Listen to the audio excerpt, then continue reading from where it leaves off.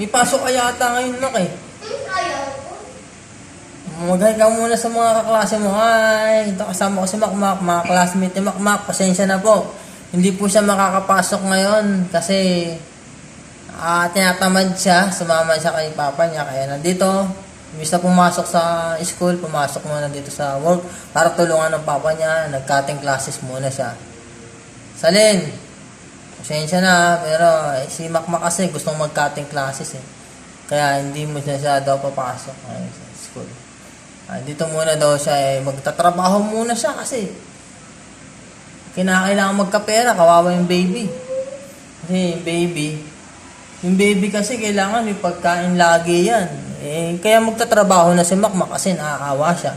Para pag may trabaho siya, mabibigyan niya ng pera yung baby. Nakakakain kayo ng baby. Pag may pera, pag may trabaho na si Makmak, ayan, nagtatrabaho na siya, nag-aantay ng may bibili. At kasi na ni Makmak.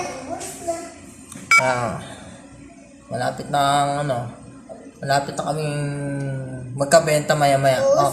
Mag-hi ka muna sa mga sabi mo, may bibili sa amin mamaya, sabi mo.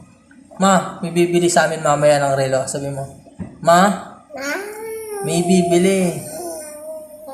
Ma, may bibili ng relo. Si Makmak ang magbibenta.